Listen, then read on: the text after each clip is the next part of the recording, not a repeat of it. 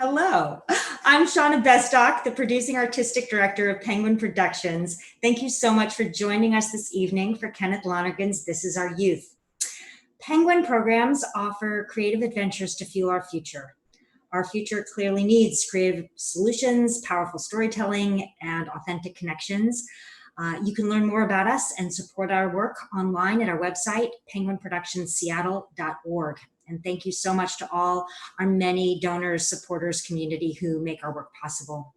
We're coming to you live tonight thanks to the extraordinary work of the Northwest Arts Streaming Hub. I encourage you to check out the incredible diversity of talent and experience they are amplifying.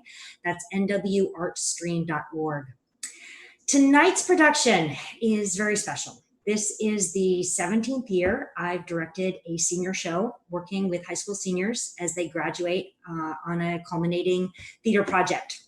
I've worked with some of these young adults since they were in the 4th grade. I've worked with them as actors, stage managers, assistant directors, designers, co-producers. I've advised them, they've advised me. They are fierce, talented, passionate, articulate, and powerful young women who know theater both as a home and as a tool. And even before COVID, they knew that theater is only one home and tool of many. They have used theater to connect, to effect change, to entertain, and to be transformed. I look forward to seeing where their paths take them. This play was written in the mid-1990s, takes place in the early 80s, and is powerfully resonant in the 2020s. The cast chose this play in part because it asks, what does it mean to come of age in a world that the adults seem to have completely screwed up? What does it even mean to grow up, move forward? What is of value? How do you find connection, trust, love? There's nothing new to these questions, but I think the way the actors meet this terrific text and their particular personal inquiry will get you thinking about them in a new light. We have grown up together in the theater. It is both sorrowful and magical that we close out this chapter and embark on new adventures in this new theater, not theater space. Thank you so much for joining us this evening. And without further ado, this is our youth. Welcome to the show.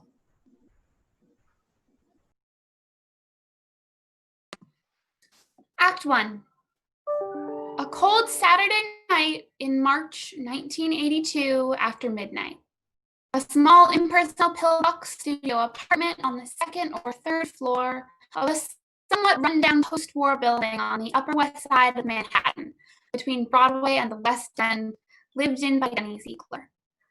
There is a TV and stereo, a lot of records, some arbitrary furniture, a little youth kitchenette, and a mattress on the floor in the corner.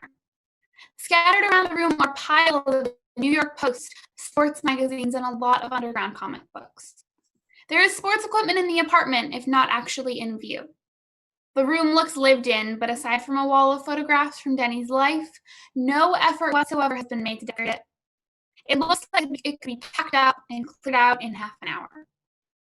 Denny's watching TV. The buzzer buzzes. It buzzes again. She gets up and goes to the intercom. Yeah?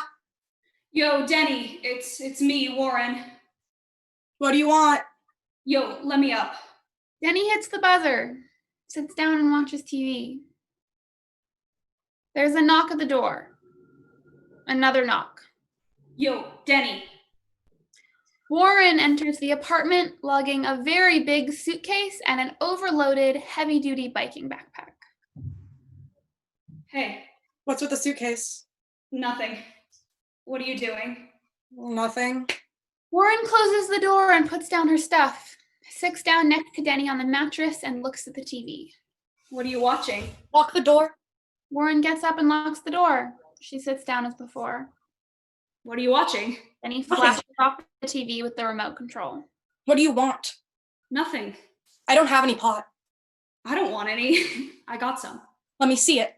Warren produces a Ziploc plastic bag carefully wrapped around a small amount of dark green marijuana. Denny opens it and smells it. This is good. Where'd you get it? From Christian. Can we smoke it? No, man, I'm saving it. For what? Then he takes the pot out of the bag and reaches for a record album. She starts to crumble the pot onto her other. Shut up. Just half, man. Then he crumbles the rest of the pot onto the album. You got papers? You're a fucking asshole. There's some papers on the table. Give me one. Hey, give me a rolling paper. Do you know how much money you owe me? Warren takes out a small wad of bills, peels off a few, and drops them on the bed. Where'd you get this? What do you care? Well, if you're so rich, then you can buy more pot from Christian tomorrow, so get me a fucking rolling paper before I beat the shit out of you. Warren goes to the table and throws a packet of club rice papers to Denny. What happened? Jasonius kicked you out? No, man, I left. You can't stay here. I don't want to stay here. So what'd you do? Why'd he kick you out? Nothing. I got stoned, and he comes home and he's like, this apartment smells like pot all the time. And I'm like, yeah, because I'm always smoking it. And he's like, I want the smell out of this house. No way, I want you out of this house. And then he throws a couple bills on the floor and he's like, there's some cash, now pack up your shit and get out before I beat your fucking head in. And I'm like, whatever. So he goes on a date with his whore and I packed up my stuff and I left. Where are you gonna stay? I don't know, maybe I'll stay with Christian. I don't know, maybe I'll stay in a hotel, who the hell knows? How are you gonna stay in a hotel? I got money. How much did he give you? He gave me some money. Why? To thank you for leaving? I don't know, I guess. How much is this? Putting the beautifully rolled joint into her mouth, Denny counts the money Warren threw on the bed. 200? Yeah. Warren. Cleared. With stolen funds. They're not stolen, man, he gave it to me. Denny finds a match and lights up. Where did Christian say he got this? Why don't you ask him? Don't fucking lie to me. Where'd he get it from? I don't know, don't fucking hit me. Did you get it from Philip? No, he said he got it from some fucking Rastafarian. That guy Wally. I don't know. That guy Cresco. I don't know, I don't care. Keep track of where you perform your criminal activities. Who cares? Give me that. So, how much money you steal? A lot. Let me see. Warren opens her backpack and takes out a felt shoe bag stuffed to bursting with cash. She loosens the ties and shows it to Denny. That's a lot. That's $15,000. Are you crazy? Give me half. No, Give me 5. I'm not giving you anything. No. Give me 5, and we'll go to France. And we'll mail the rest back to your dad with a note. Took 5, went to France. I'm keeping it. Are you insane? He'll send large men after you with guns. No, he won't. He doesn't even know I have it. What do you mean? I mean, Where'd you get it from? it was in his room. It was in his room? Yeah. Your dad keeps $15,000 cash in his room? For what? Tips? I don't know. I guess he's got some kind of illicit lingerie deal in the works or something. I don't know. Your father is so heavy, man. Yeah, so after he goes to supper, after he's thrown me out, I'm just roaming the house looking for liftable objects, if that's gonna be his attitude. So I go into his room and there's this sinister looking briefcase just sitting on the bed. So I jimmy the lock and open it up and there's rows and rows of cash just staring at me, totally full of money. Jason. So yeah, so I'm like, Dad. And then I'm like, should I take this? This is some serious cash. And then I'm like, fuck yeah, make him pay. So I take out the cash and I fill the briefcase back up with all these old National Geographics, and then I lock it back up. And so hopefully it'll sit there over the weekend, and then whenever he goes to deposit it or bribe whoever he was planning on bribing, he'll open it up and see that the money's gone, and hopefully he'll think that his cohort ripped him off or his slut did it.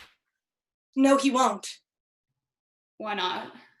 Of course he won't. Why not? Because he's not a moron. Yes, he is.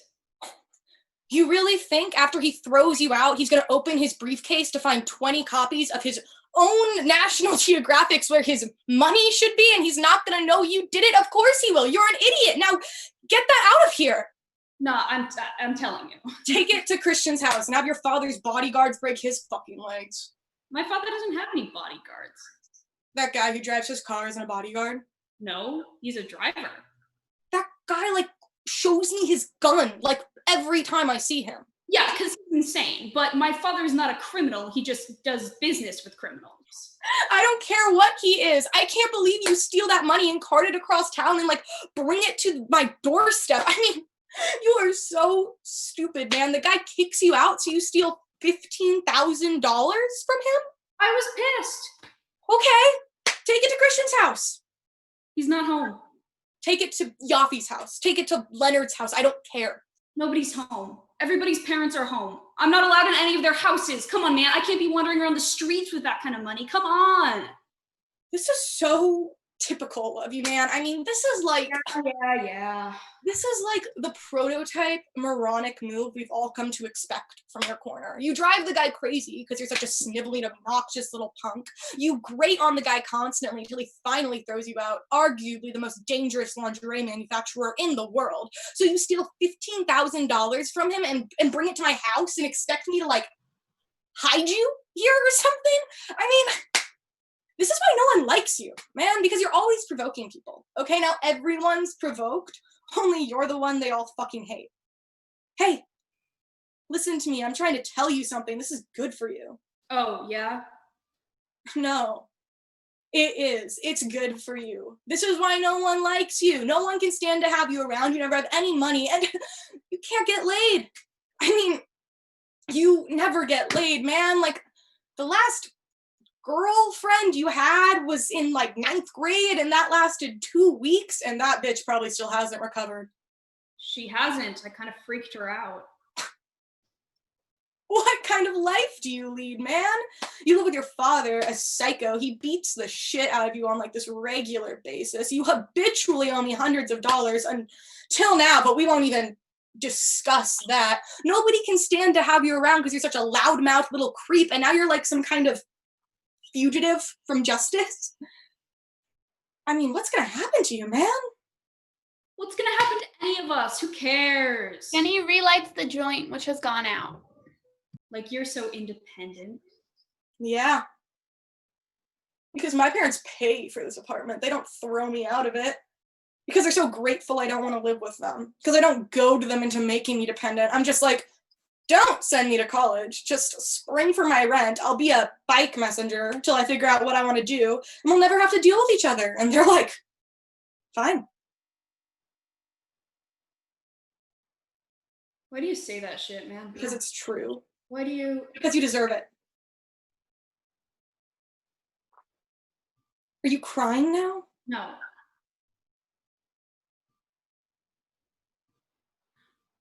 I don't know what to do. I don't know where to go. Well, for one thing, you should give me $5,000 and then you should return the money. I'm not giving you $5,000. I'm telling you, France. You want some money? No, I don't want any money.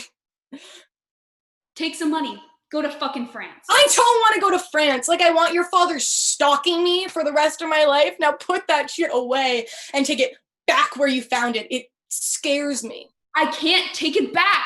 The shit is in his bedroom and he's home by now. He's asleep. And he's gonna be there all day tomorrow because he's having some associates over for brunch. Brunch.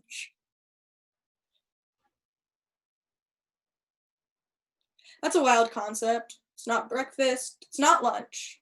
It's brunch. Brunch. Let's serve brunch.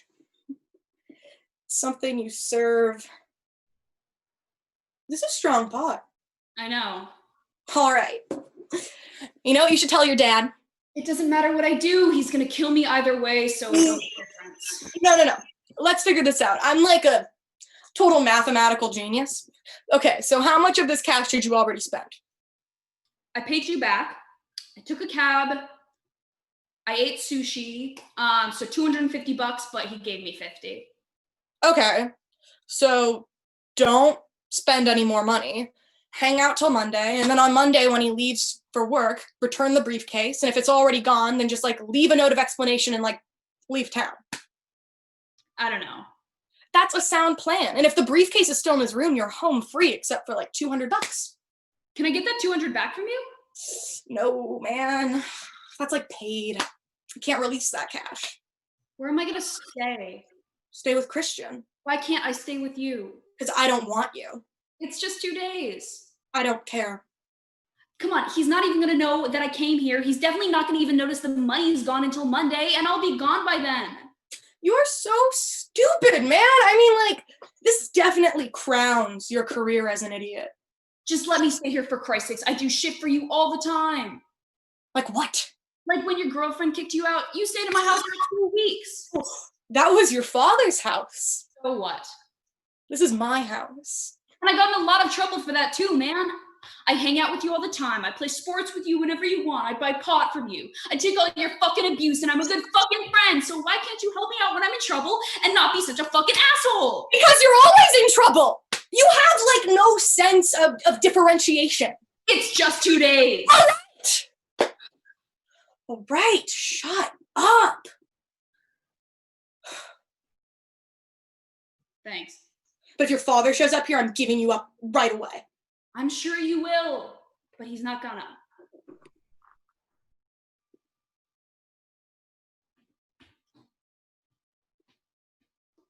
So what's up? What do you want to do? No, I don't want to do anything. Don't needle me, Warren. If you gotta stay here, you can, but you gotta shut up.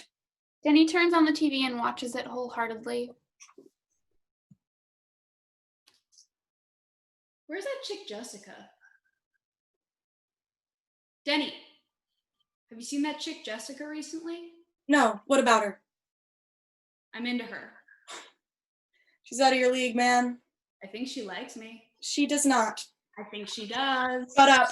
She's really cute, man. She is cute. That's why it'll never happen. Warren wanders over to the fridge. There's nothing in there. Get out of there, Warren. I just said there's nothing in there. How come you never have any food in here?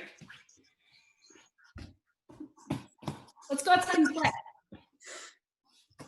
Where's your girlfriend? We had a fight Why? because she's a cunt. Let's call her and tell her to come over here and bring Jessica. Tell her yourself. Where's she at? You can't call her. We had a fight. Let's call your girlfriend and tell her to call that girl Jessica, and we'll take a few $1,000s out of the shoe bag and pick up some champagne and rent a really nice hotel suite and have a really wild party. What do you think? You can't spend that money. I'll spend some of it. Big deal. Come on, I'll get laid. It'll be great. Let's just hire a couple prostitutes. Okay. You wanna? We can call this place Philip Goes To, and they'll send over 2 beautiful hostesses to entertain and delight us. Let's do it. How much are you willing to spend? I don't know. How much is it? Like $200 apiece? I'd be into that. What'll you tell your dad? Fuck my dad. I took his money. You robbed him! Warren throws a hard pass that goes wide and smashes into some breakables. Oh, sorry. Yo, What is your problem, Warren? I want to control the ball. Yo, Denny, toss it back. You broke my girlfriend's sculpture. Whoa, really? What is your problem? I don't know. I really broke it? Yeah, you really broke it. What was it? It was 2 girls making out. Intense. Now it's like half of 2 girls. I'm really sorry, man. It was an accident. It's a piece of shit anyway. Well, let me see it. Maybe I can glue it back together. Get away from it. Let me see. Go sit in the corner, Warren. You're a fucking menace. I can fix this. Look, you just get some crazy glue and glue it back together like this. Do you have any? No, I don't have any crazy glue. I can fix this. I'm wasted. Look, see, you just glue it like this and it'll be fine. You probably don't even need a clamp. Benny, go out. Would you put that down? Go long. The fuck am I gonna go long? No, go out. Warren throws a football hard, a little out of Denny's reach, and it smashes into a bunch of other stuff. Come on, man. You almost had it. What is the matter with you? Denny grabs the football, rears back, and wings a viciously hard pass at Warren's head. Warren ducks, and the football smashes into the sculpture again, totally demolishing it. Catch it, you moron! Don't duck! This is my house! You tried to kill me, man. What is the matter with you? Do anything. Denny stalks Warren, grabs her in a headlock, and flings her to the ground. Get out of my house! Come on, man. I didn't do anything. Denny rains open-handed blows down on Warren's head and body. Denny drops onto her gut knee first. Denny gets up and looks at the wreckage. Look what you did. Oh, my stomach. Oh, forget this. Denny starts tossing the pieces of the sculpture, basketball style, into the waste paper basket across the room. She's a good shot. Most of them go in. She's gonna freak out. You all right? Denny slaps Warren in the face. Cut it out. That's for breaking her shit. You murdered my stomach.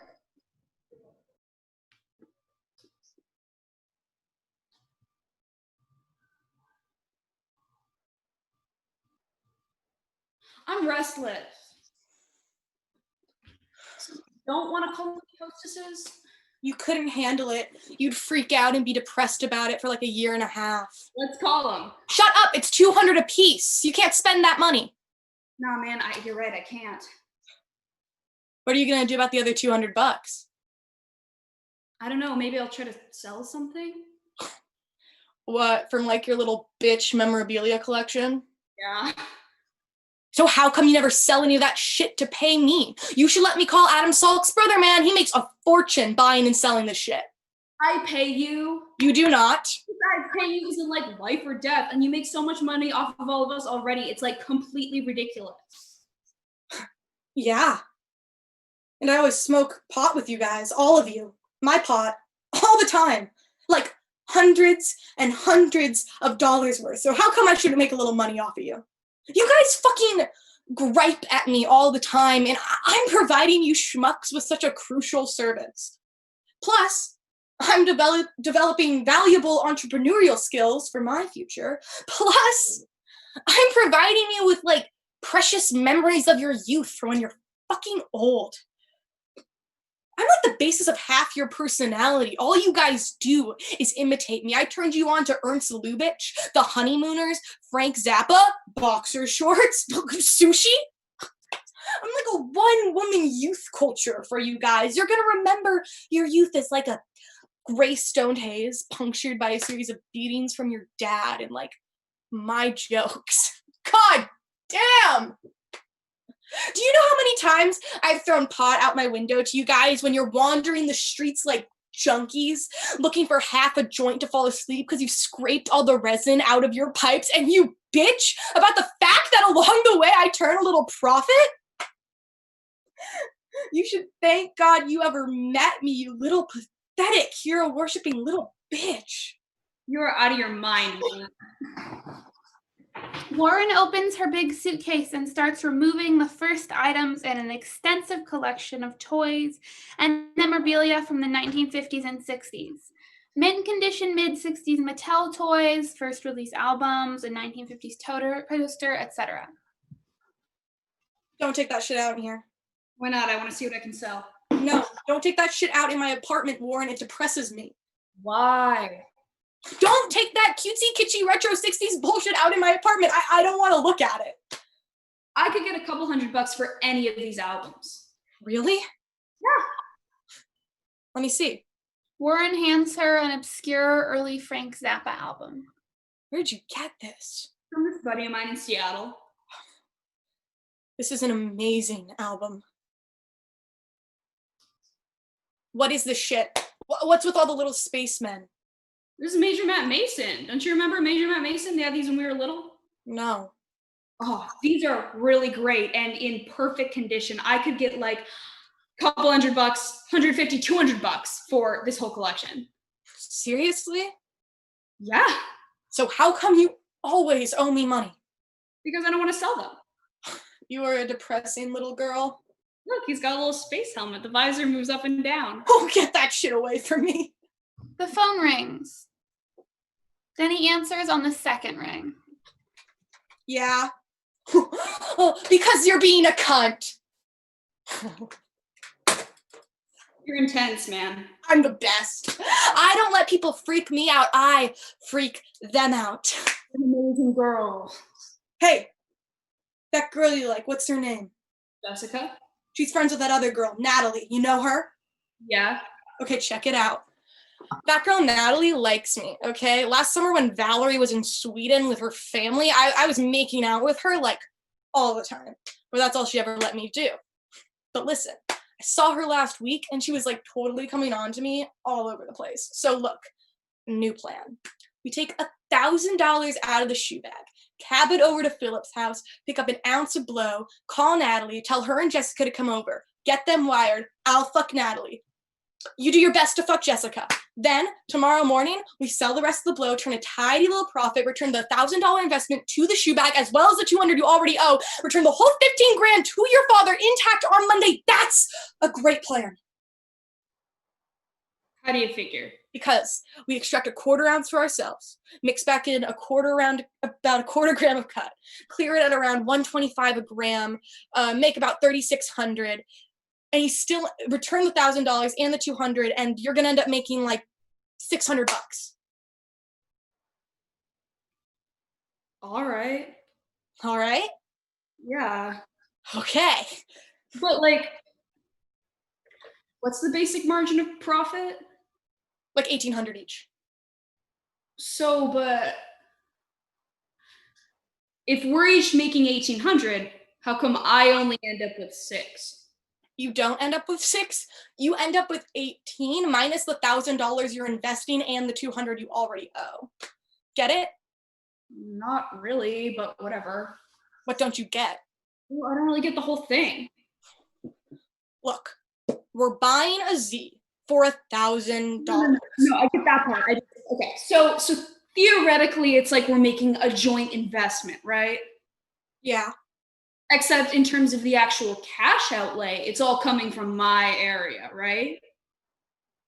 Right. So in a way, it's like I'm the only actual investor. I guess. So then why aren't I making all the money? Because it's my connect and my customers, and I'm gonna have the shit in my house. I'm not saying I should. I'm just okay. You're saying we should divide it. You're saying we should divide it before I put back the $1,000, and I'm saying why not we just do it after? Because it's my connect. I'm providing the connect. I'm providing the cash. So I figure the odds be 50-50. you do, huh? Well, that's fucked up because I'm doing all the work and all you did was steal some money from your dad, which you're getting back in like 10 minutes. Okay, so what do you want to do? I don't know. I should get some kind of service fee. So look, we'll split the 2,600 net. 1,200, 1,300 each. Then you pay me $200 for doing all the work. That leaves me with 15 and you with 11, out of which you can put the $200 back or not. I don't care. All right. Is that okay with you? Can I call him now? Yeah, call him up. Fucking mental pace, man. Way to take care of business, Lauren. Cut it out.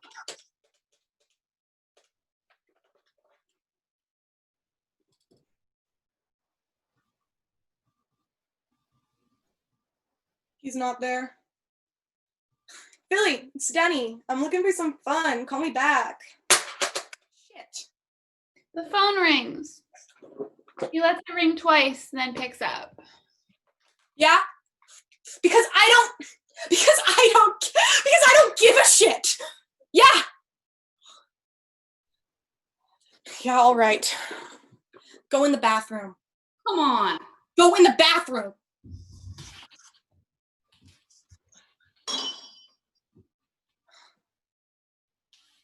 I'm sorry, baby. No, I know I messed up. As soon as I get into an argument, I just become as brutal as possible. It's because of my fucking mother. So listen, why don't you come over? Warren's here, but I'll get rid of her. Oh, really? No, bring her. Lauren's like in love with her. Would she be into that? What if we got some blow? She might? All right. You work on it. I'll see what I can do.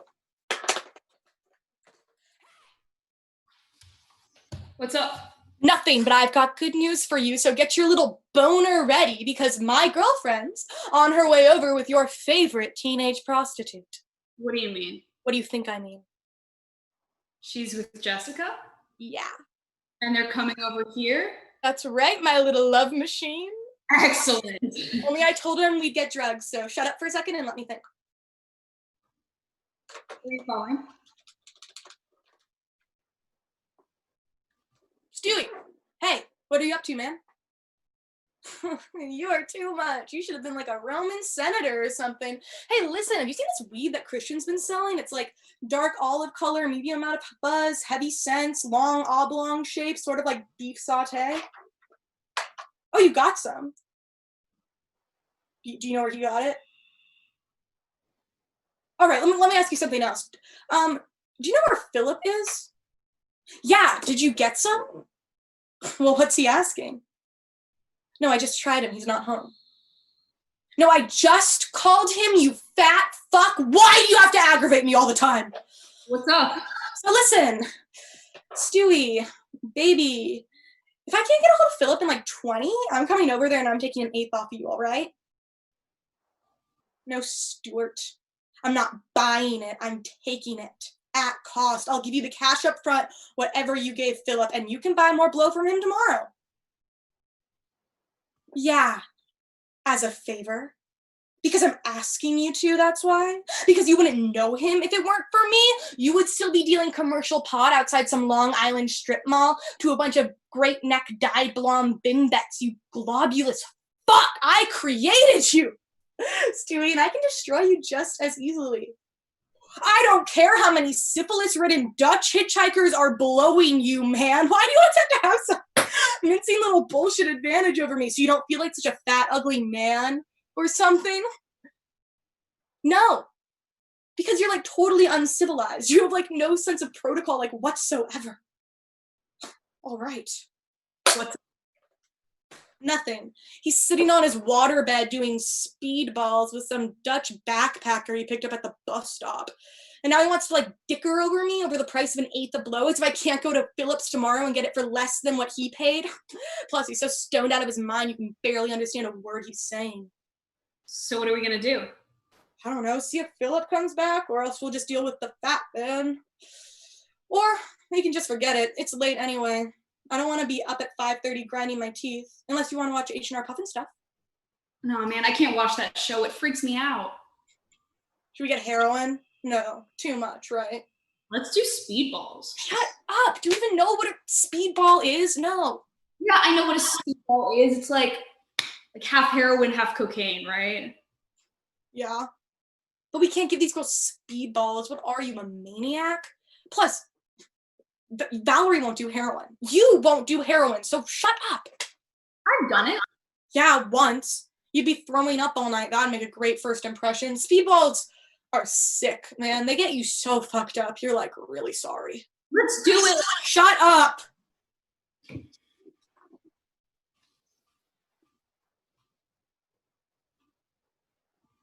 So what's up? No, nothing's up. How can you sit in a room with someone for 2 hours and keep asking, what's up? As if something new happened that you don't know about. I don't know. It's just an expression.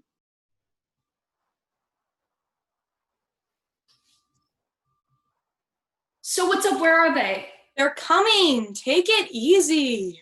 They know I'm here, right? Yeah, I totally set it up for you. Just don't get all weird and bizarre and start talking about your dead sister and you'll be fine. I wasn't going to talk about anything. Yeah, just don't like... I'm really harsh, man. I'm harsh? Yeah. Why? You gotta face that shit. I face it all the time. Then why do you have like her childhood pictures up on your walls and like articles about her murder in your desk drawer like 10 years after the fact? You're gonna let that shit dominate your life? You gotta like get on with it, man. I am getting on with it. That's why I have her picture up so I can get on with it. She's fucking lucky she's dead anyway. Shut up. She is not. Denny gets up and goes to her stereo and puts on a record. It's a slow song, Any Way the Wind Blows from Reuben and the Jets. She holds out her arms and walks toward Warren, singing along to her loudly. Get away from me. Oh, get away from me, man. Denny falls on top of her, crushing with her body still singing. Warren struggles to get out from under her. Denny gives her a loud wet kiss on the cheek and sits back. Warren pulls her over and sits up. Denny flops onto her back. Warren walks around. I love Warren, man. She plays with me all day and all night, and she never complains.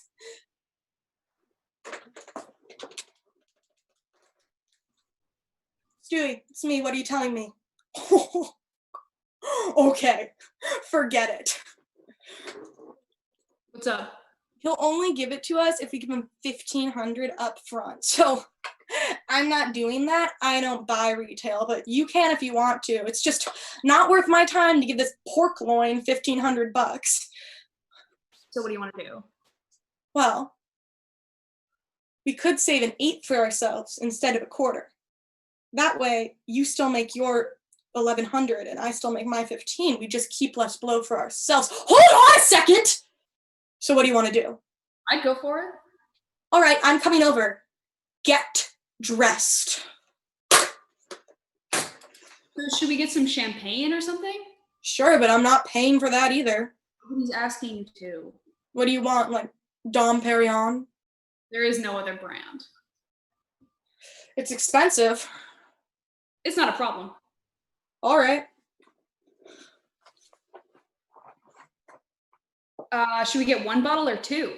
I think we should get two. They're expensive. It's not a problem. All right. Give me $1,500 for the blow and $200 for the champagne.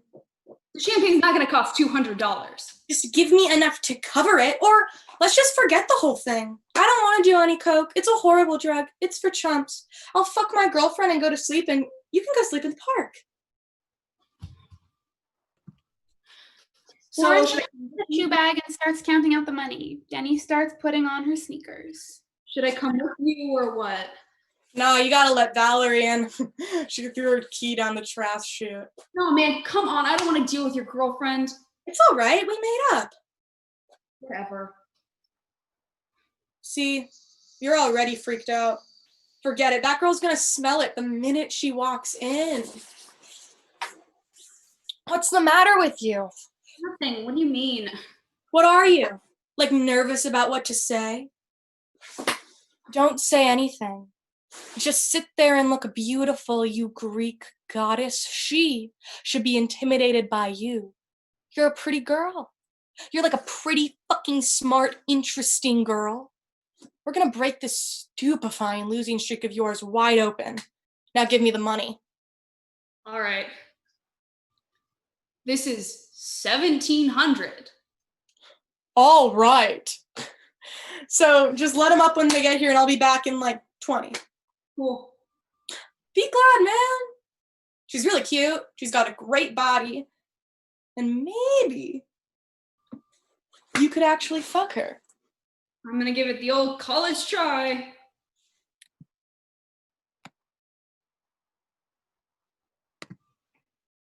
Denny goes out. Warren locks the door after her, steps back into the room alone. She looks at herself in the mirror. She tries to make her appearance more casual, but it's a challenge. She untucks her shirt, musses her hair, etc. She finds the half-smoked joint, lights it, and takes one huge hit. She sits there without moving. The buzzer buzzes. She gets up and presses the intercom button. Hello? It's Jessica. Okay. Warren buzzes her in. She checks her appearance one more time, then goes to the door and waits. There is the knock on the door. She waits for a second knock, then opens the door. You may enter.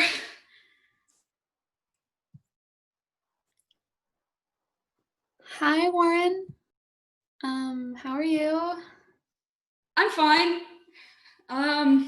Where's Valerie? She went with Denny.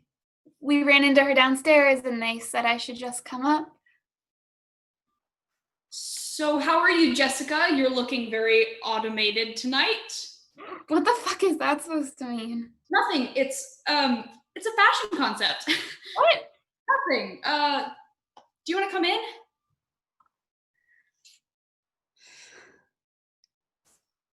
So how long do you think they're gonna be? I don't know, maybe like a half hour. What? What do you mean? Where did they have to go? Just like the East 50s. Well, okay. I don't mean to be paranoid. I just don't want to be the victim of some teenage matchmaking scheme. Noted. You know, if I'm gonna get set up, I'm gonna do it myself. Nobody's setting you up, so why don't you calm down? Oh, you can't see why I would think that? I don't know or care what you think, Jessica. I'm staying here because my dad kicked me out of the house, but go home if you want. It's fine with me. Okay, sorry. You probably think I'm like a total bitch now, right? I don't think anything. I don't know what you're talking about. She locks the door. And now you're mine. No way. I'm kidding. Calm down. That's not funny at all. Noted. Jessica sits down and takes out cigarettes and a lighter. Is it okay if I smoke in here? I don't care. It's not my house. Well, is there an ashtray or something? Something somewhere. Laura Here. looks for an ashtray and finds it at the same time Jessica finds an empty soda. No, it's okay. I can use this. Ward puts down the ashtray and sits across the room from her. She smokes. So, would you say you're like a really heavy cigarette smoker? I guess so. How many cigarettes would you say that you smoke on the average day? I don't know. Like a pack and a half a day on a really heavy smoking day. Maybe like half a pack a day if I'm like in the country. Yeah. I never really got into the whole cigarette scene myself, but I hear great things. Well, but if you smoke pot all the time, it's actually much worse on your lungs than cigarettes. I guess my lungs are pretty severely damaged. I'm sure they are. So did those guys go to get Coke? That's the plan. I don't think I want to do very much. Well, we're getting like a lot. I'll do some. And we're getting some Dom Perignon to top it off, so it should be pretty great. Sounds good. So why'd your dad throw you out of your house? What did you do? Nothing. We just had a slight political dispute. It's no big. Are you staying here? Where are you gonna sleep? You know, it wasn't really a very detailed plan. I just figured I'd crash on the floor for a few days until I figure out what I'm gonna do. What are you gonna do? I don't know. I was thinking I might just buy a bus ticket and head out west. I've got a buddy who lives in Seattle, so I might just do that. I definitely want to get out of this pit, that's for sure. You mean New York? You don't like living here? What's there to like? You open the door to go outside and it smells bad, you know? And I live on Central Park West. Well, I like the outdoors. I know, but This last winter, when I went to visit this friend of mine who lives in Jackson Hole, you know, in Wyoming, and we would just ski all day and bus tables at night. And when you go outside in the morning, it's like silence and snow and the mountains and no one around for miles and like the whole sky over your head. And it's like, what am I doing languishing on this trash heap for? The intellectual stimulation?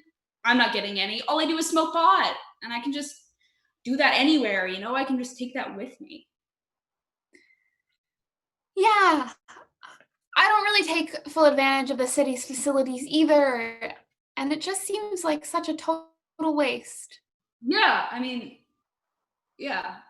But you're not planning on going to school at all? Didn't you go to school somewhere? or something? Briefly. So, It just didn't work out. where were you? Ohio. Where? Overland? Whatever. You're at FIT, right?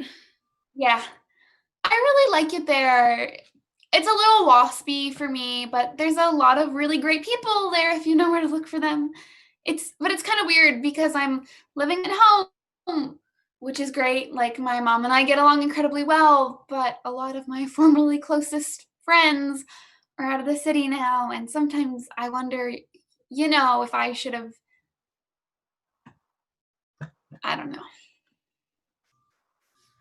So are you like heavily into fashion development? Yeah. I've been doing a lot of designing. I've always done it. It's what I want to do.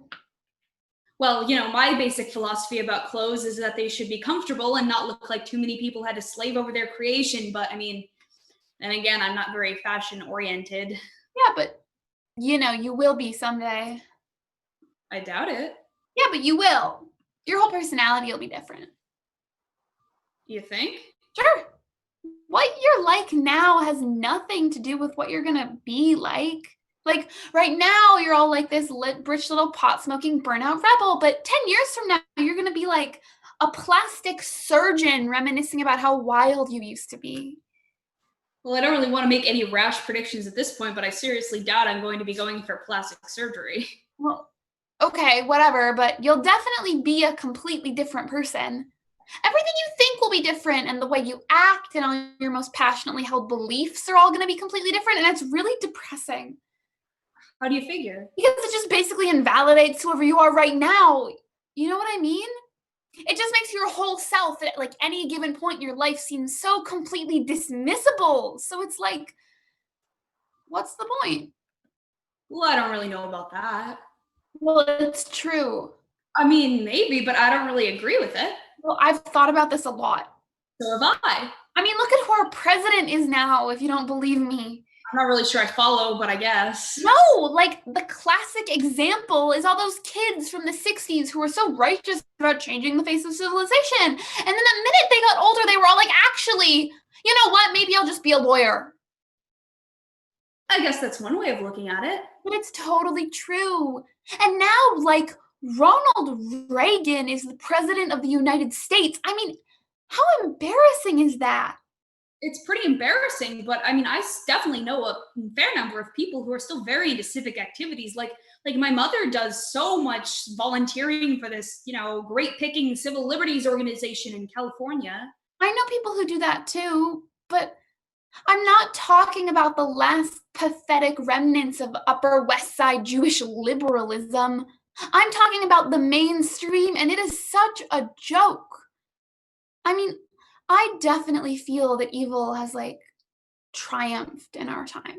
Well, so do I, but I don't know that I would necessarily ascribe that to the idea that people's personalities undergo some kind of fundamental alteration as they get older. Well, they do. And it's a big factor. I mean, they obviously do to some degree. Yeah. And things definitely happen to alter our general trajectory. Yeah, and no matter. I basically think that you get a set of characteristics and then they just develop in different ways over time. And like last year, like my senior year, I just was suddenly realized that all these weird kids around me were like well on their way to becoming really weird adults. And that was like pretty scary, Like you see a crazy kid and you realize he's never gonna grow out of it. He's a crazy, fucked up kid and he's just gonna be a crazy, fucked up adult with like a ruined life. Are you done now? I'm done with that thought. Well, can I please say something? Go ahead. Thank you. I'm not saying anything about whether you're quote unquote fucked up or not. I don't mean it as a moral issue. Neither do I.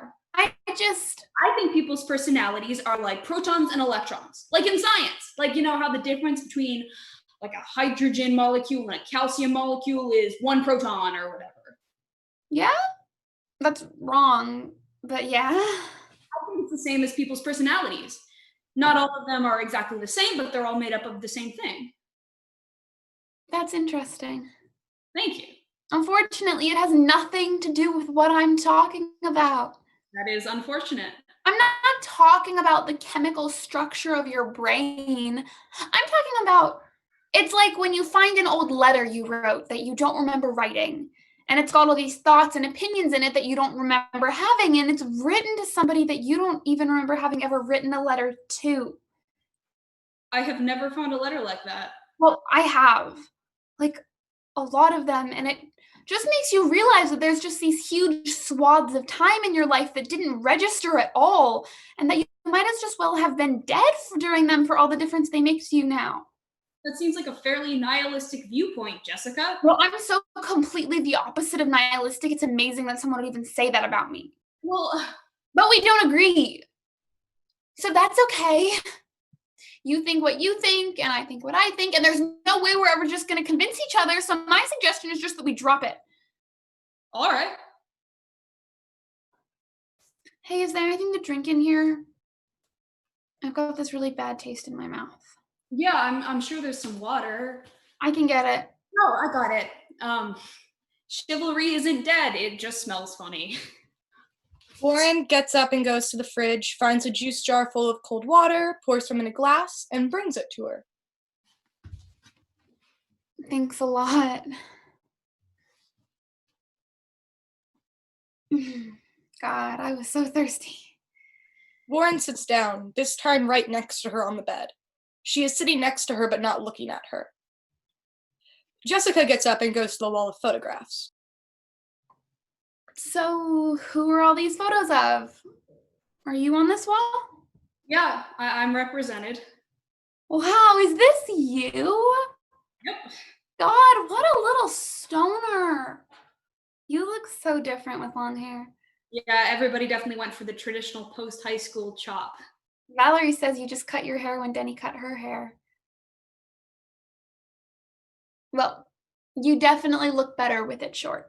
That seems to be the general consensus, but it does make me want to, like, instantly have long hair. What a great picture of Denny. I mean, she definitely has a slight cleanliness problem, but if she didn't, she'd be seriously gorgeous. You think? Oh my God, are you kidding?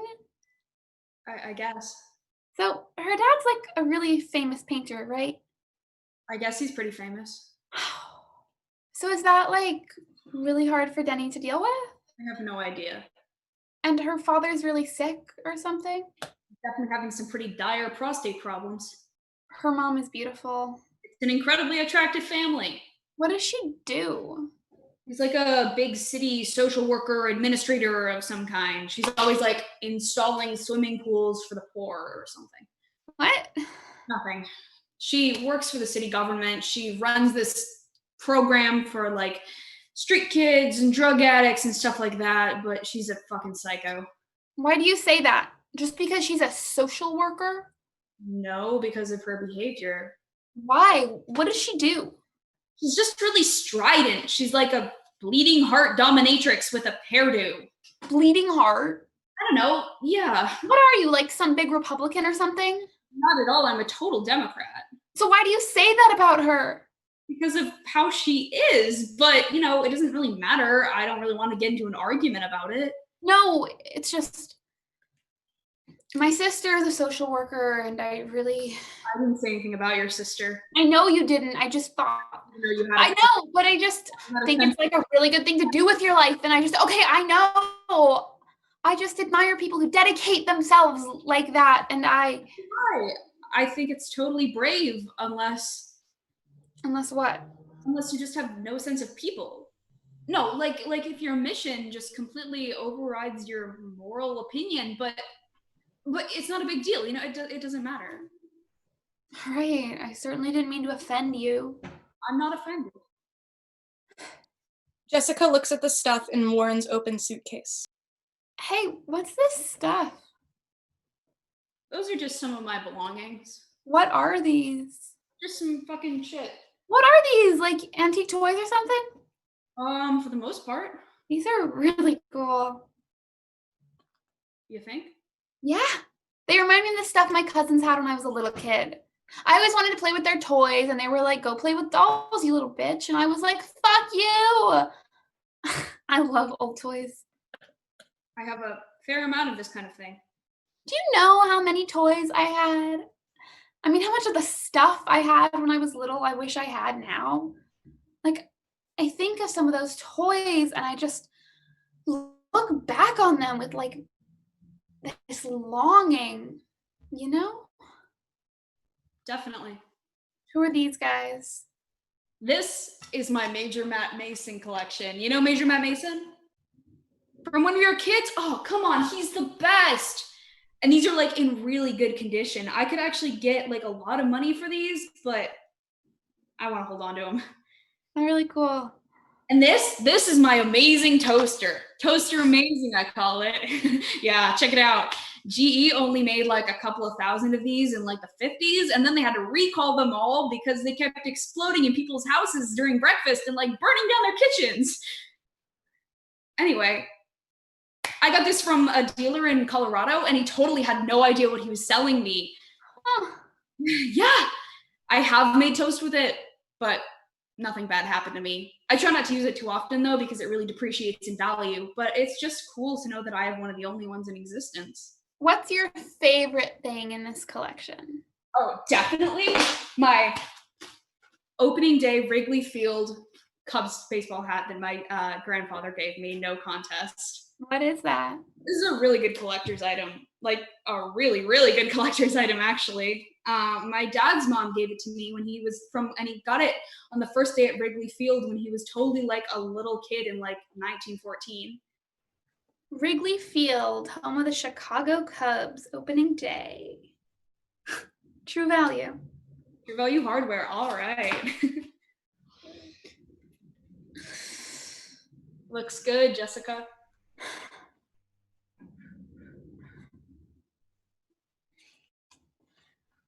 I didn't know your family was from Chicago. They're not. Just my grandfather.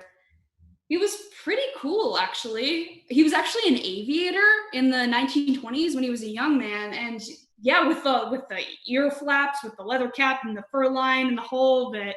He actually set a couple of early endurance records in the 20s. Oh, I didn't know that. Yeah, it was pretty interesting. Like when I'd bring over one of my friends to meet him, I'd be like, Grandpa, this is my friend Neil. And Grandpa'd be like, nice to meet you, Neil. Are you Jewish? And Neil would be like, yeah. And Grandpa'd be like, Neil, in the year 1923, I was the greatest Jewish aviator in this country. That's because I was the only Jewish aviator in this country. Do you want to see a picture? And then he'd break out these clippings of him and his stop with camel that he always carried with him. He was pretty amusing. Is he still alive? Nah. Where does your mom live? Santa Barbara.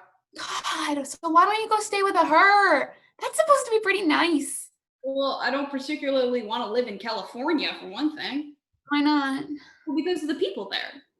And my mom lives with her boyfriend, and she's just kind of generally freaked out, so it's kind of just hard to be around her for very long at one stretch. Didn't you have a sister that died or something? Yeah, I did. So, I mean, is that why you say your mom is freaked out? I would say that is definitely a prominent factor. What did your sister die of? She was murdered. Oh my God, is that true? No, it's just a little joke we have about it in the family. What? Yeah, it's true. I'm sorry. I didn't mean, is that true? I just meant, oh my God. Yeah. How did it happen? Do you mind talking about it? Not really. Do you want any pot? No thanks, but you go ahead. That's okay. So, what happened? That's so horrible. Nothing. She was living with this guy, and my parents were pretty freaked out that she was living with him because she was only 19 and he was much older, and it's not exactly my favorite topic. I'm sorry. It's okay. I'm sorry. That's okay. She holds out the roach to her. Do you want any? Okay. She lights the roach and gives it to Jessica. Jessica takes a hit, doesn't get much, but doesn't relight it or try again. The Wild City. Are those your records? Yeah, those are my authentic first release 60s albums, all in perfect condition. I got the whole thing right here. Captain Beefhearts, Early Mothers, Herman's Hermits. Do you want to hear one? Sure. All She right. puts on a high velocity Frank Zappa song, Mystery Roach from Zumoto. All right. All right. Jump up. Warren starts dancing in her own separate space. She takes a few tentative steps toward Jessica. Then Jessica moves unambiguously to her, and they start dancing more or less together. Uh-huh. Jessica opens her arms, and Warren steps into them. The music abruptly ends with a Zappa-esque confusion of sound and becomes something weird and impossible to dance to. I guess you can't really dance to this next song too well. Hold on. Oh. She hurries to stereo and puts on a slow, romantic song. Oh. Okay. Goes for the slow song. I get it. Of course. Okay. I'm game. Wait, sorry, I've got a hair in my mouth. They dance, not entirely gracelessly. I'm definitely into actual dancing. Yeah. I think our generation definitely missed out in the dancing department. Yeah. It's like whoever the genius was who decided we didn't need steps should have come up with something else instead. Yeah, right? Warren dips her. Check her out, Miss Dip. She brings her back up again. You could be a really good dancer. So could you. If only society would give us a chance. Yeah, man. They dance. So, listen. Yeah? I just gotta say, I find you incredibly attractive. Okay. Relax, will you? No, but listen, would you be mortally offended if I kissed you for just a second? Well, I mean, what's the rush? No rush. I'd just like to get rid of this knot in my stomach.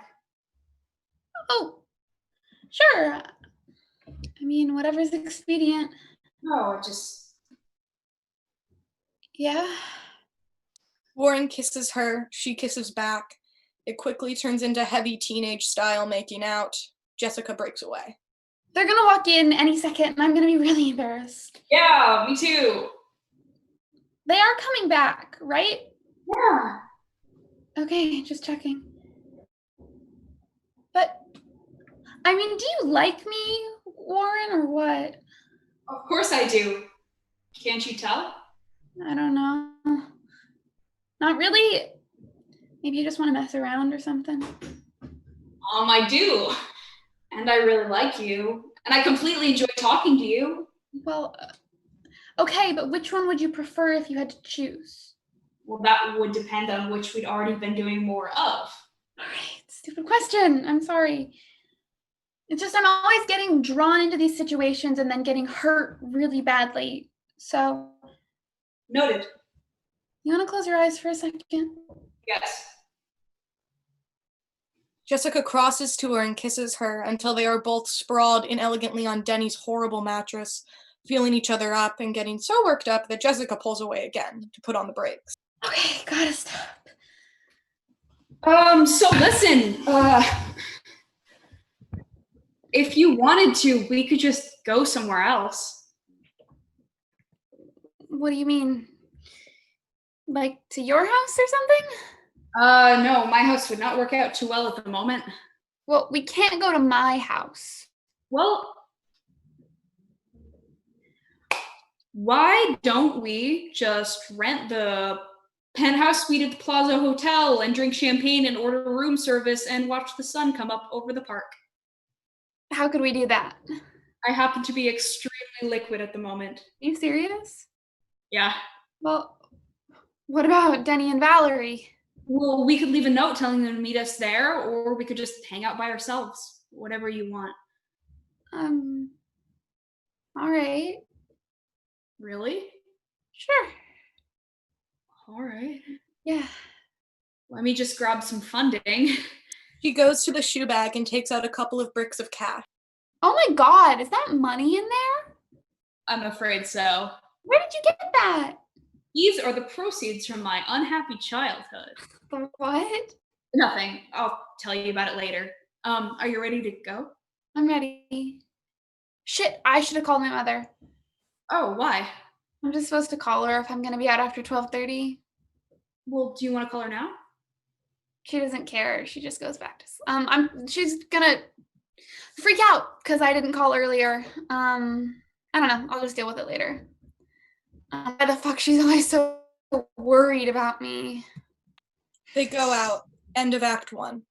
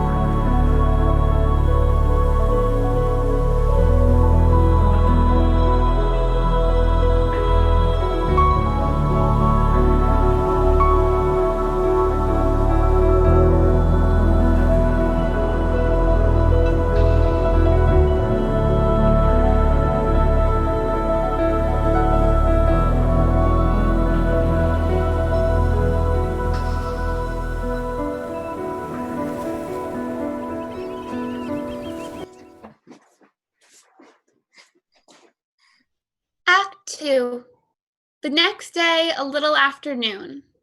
On the little table is a small laboratory scale, a brown paper bag, an unopened jar of mannitol, a tablespoon, an upside-down porcelain dinner plate, a nearly unfurled $10 bill, and a straight-edged razor.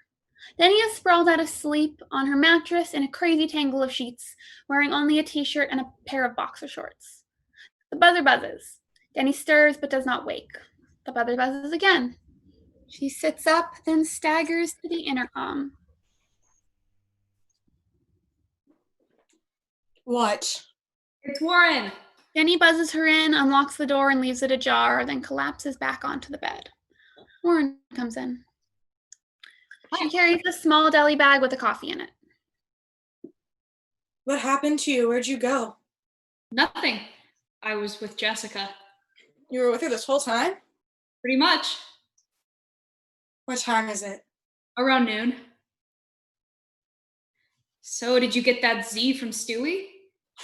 Yeah, it's great. Me and Valerie were doing lines with him and Brigitte for like 2 hours. Plus, he says the heroin he has is like really amazing too. Who's Brigitte, the Dutch girl? Yeah, she was pretty cute. I have no idea how this guy gets girls, man. He's like a classically ugly man. Where's Valerie? Oh, Valerie. Valerie came in here and took one look at the shards of her sculpture lying in the garbage and went completely insane. She was screaming at me so loud, it literally hurt my ears. She was like, "You only think about yourself. You're totally selfish. You never apologize. You have no sense of people and you're going to die alone." Then she burst into tears and fled to her aunt's house in the country. I totally blame you. Sorry about that, man. I don't give a shit. She's out of her mind. So, is this it? Yeah. That's a lot of blow. Yeah. Now put it down before you break it. So what happened with you and that girl? Nothing. I had a nice time. Did you fuck her? Yeah. Yeah, I did. You did. As an actual penetration. Basically. No, what do you mean, basically? Did you or didn't you? No, I did. So that's amazing. I'm pretty pleased. Warren breaks the losing streak. Yeah. I kind of like her. She really likes to argue, but I'm into that. So where'd you go? Her place? Nah, man, I took her to the Vanderbilt suite at the Plaza Hotel. No, you didn't. Yes, I did. You took her to the plaza? Yeah. We ordered room service and drank champagne and like made love on the balcony. It was intense. You should have gone to the pier. Why? Because the plaza's a dump. My old man says it used to be amazing, but it's like totally run down and rancid now, and the Pierre is just like a much, much better hotel. You gotta go to like the Pierre or the Carlton or the Carlisle. Well, I've never been to any of them, but I definitely thought the Plaza was pretty cool. But were you actually able to do anything, or did you just like come immediately? I came pretty fast. Naturally. You only did it once? Well, she kind of freaked out afterwards. What do you mean? What'd she do? Well, okay, she didn't like freak out.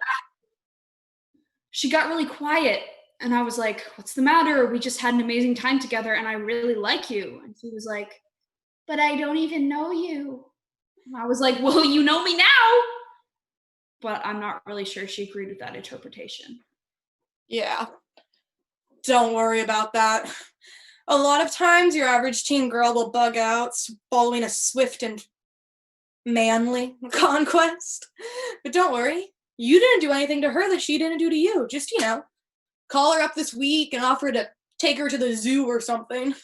Only don't sit here and start getting all depressed when you finally got laid after a fucking drought, like the Irish potato famine of 1848, because you're bringing me down. You should be totally proud of yourself and not get into your normal self-flagellating stew just because you came too fast and she freaked out afterwards. Now, come take a look at the crystal formation on this rock. It's amazing. That's a big rock? It is a big rock. This baby alone could probably pay for your whole night at the plaza, you know? I doubt it. Why? How much did you spend? Well, I haven't really tallied it up, but I guess it was about 1,000 bills all told. You spent $1,000 on that girl when she was completely ready to fuck you for free? I'm not so sure, man. She seemed kind of skittish. So what? Now you're in the hole for $2,500? 27. All right. You're out of control. How could you spend another $1,000? It was surprisingly easy. Warren, when your father finds out you spent that money on drugs, he's gonna think you're like in cahoots with me, and then he's gonna forgive you and kill me. No, he isn't. How could you do that? I mean, what is your problem? Okay, get Christian on the phone.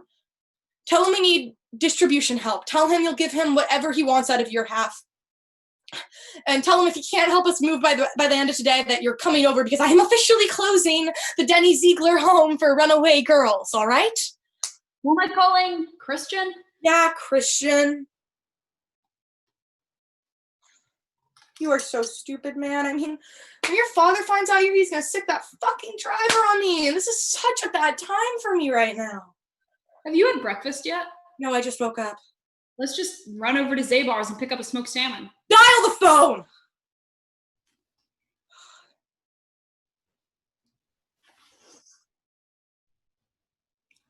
Hello, Mr. Berkman. Is Christian home? Oh, okay. Will you tell him that Maeve Warren called? I'm fine. How's Mrs. Berkman? Get off the phone. Anyway, could you just tell him to give me a call back at Denny Ziegler's house? Or actually, you know what? Just tell him I'll call him back later. Thanks a lot. What is the matter with you?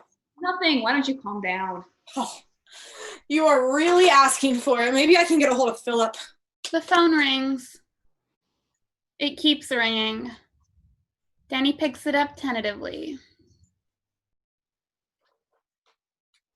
Yeah. Because I didn't break your fucking sculpture! Warren broke it!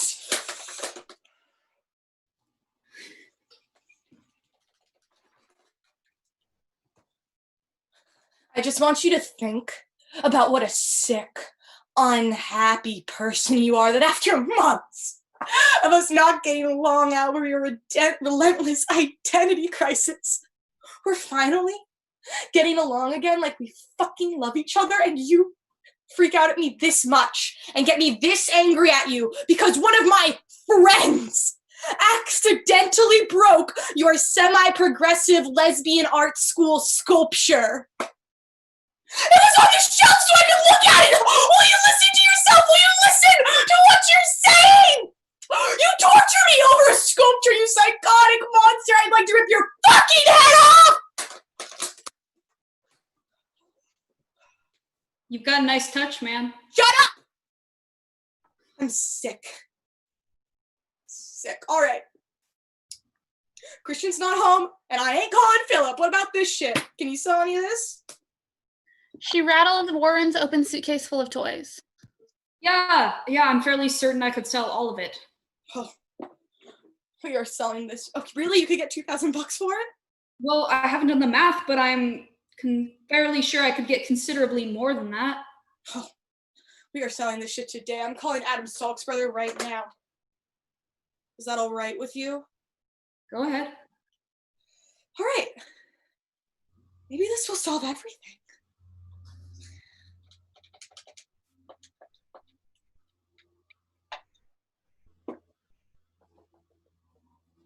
Is that Donald? Denny Ziegler, man, what's going on? I'm fine. Hey, listen, do you know Maeve Warren? Yeah. So she's got a bunch of like vintage toys from the 60s and 50s and like 30 really rare first release albums in great condition. What? I think you should tell him about the toaster. No, he doesn't care about your toaster, Warren. Anyway, I'm sorry about that. Yes, he does. It's really rare. It's worth money? Yeah. She's also got this incredibly rare toaster from like 1847. 1955. 1955. I'm not sure what the actual model is, but I said I'm not sure what the actual model is, but I know it is one fine toaster. Will you shut up? Anyway, she was gonna sell this shit to her usual guy, but I told her I had someone who could give her a much, much better price, so I wanted to give you the business if you were interested. But the thing is, Donald, this is like a really good collection, so Warren's not gonna sell it if you're not completely willing to step up to the plate. You know what I mean there, Donald? No, this afternoon's not so good for me, man. I gotta go to a ball game with my brother. No, Warren's like ready to go. Well, what are you doing right now? All right, give me your address. Uh-huh. All right. See you in a few. I'm a total business genius. I don't even know what this shit is worth, and I'm already getting you the best possible deal for it. I'm just like naturally gifted at business. Well, there is my usual guy who's definitely offered me decent money for the whole collection at various times, so... No, never mind your usual guy. You should let me handle this, Warren, because this guy's just like totally intimidated by me, and I'm just gonna get you much more money. Now, before I go over there, tell me, what's the best possible price I could possibly get for this shit? Well, okay, if you included the records, I guess maybe the best you could hope for would be maybe 25 on the very outside. You're seriously telling me this junk is worth $2,500? Yeah, because it's a really good collection, but you probably won't get that. All right. Now listen, Warren, I'm not going to sell your baby toys if it's not okay with you, because I don't want you guilting it over my head for the rest of our lives.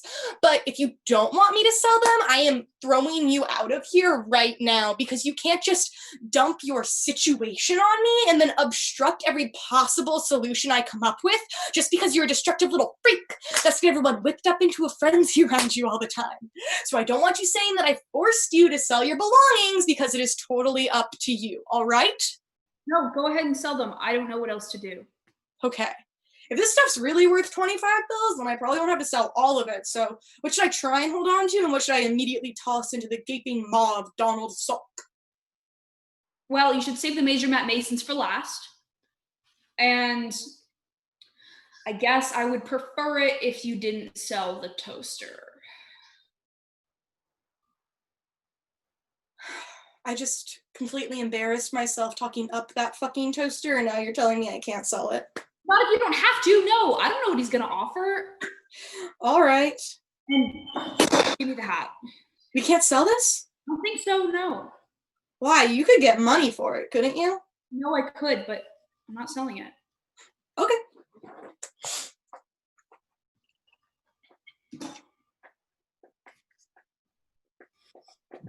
The buzzer buzzes. It's Jason. It's not Jason. It's totally Jason. I'm going across the roof. It's not him, you moron. He doesn't even know I'm here. He knows who your friends are. You really think you wouldn't figure out where you went? You weren't even where you went. Brunch. Right, shut up. I wasn't Answer it. I'm not. No. Why not? It's not my house. So? No, I don't want to answer it. What if it's him? All right. Shut up. I've been talking. Shut up. Yeah. It's Jessica Goldman. Is Warren there? I'm gonna kill you, Warren. I didn't know she was coming over. That scared the shit out of me. Why? Just buzz her up. Jenny hits the buzzer and goes to the suitcase. All right. Salk's only on 81st, so I won't be long. And I'll try to save the Major Matt Masons for last, but he might be called upon to make the ultimate outer space sacrifice. I understand. Farewell, Toaster Amazing. Cheer up, man. Your troubles are almost over.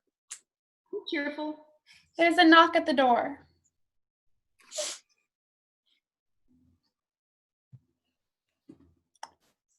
Hi, Denny. How are you?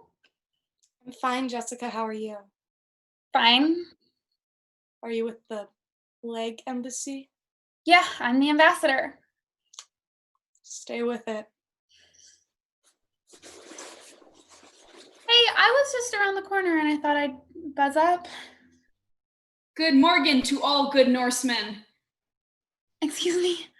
How many Norse horsemen does it take to smoke a herring? All Norse horsemen smoke Morgan cigarettes. Am I supposed to know what you're talking about? I'm not talking about anything. It's just something to say.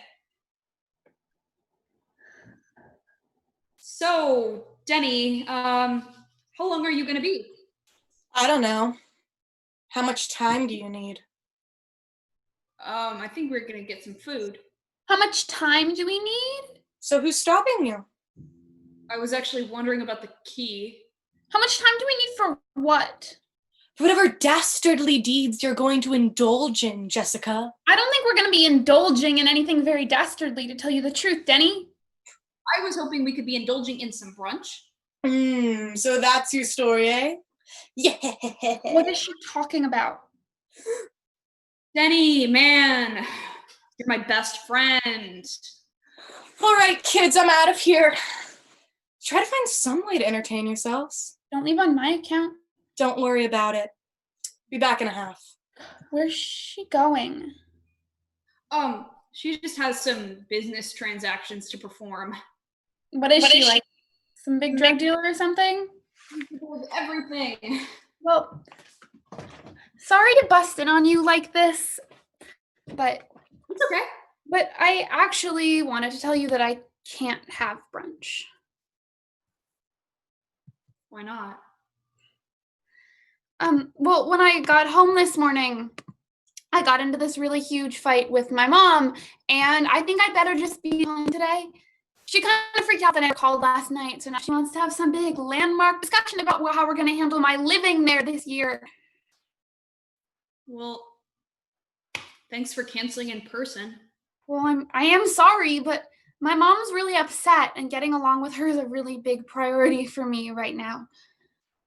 I tried to call before, but the line was busy. Do you want to make a plan for sometime this week? I think I'd better just chill out a little bit this week, actually.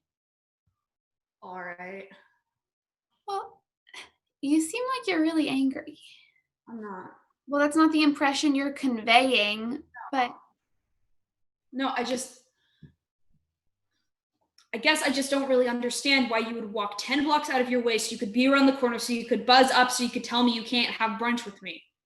No, I told you I tried to call. Yeah, she was on the phone for like 2 minutes. All right, I'm sorry. There's nothing to be sorry about. All right. She goes slowly to the door and puts her hand on the knob. So, can I ask you something? Go ahead. Did you tell Denny what happened last night? I guess. Really? What did you say? Not much. I said we had a nice time. That's all.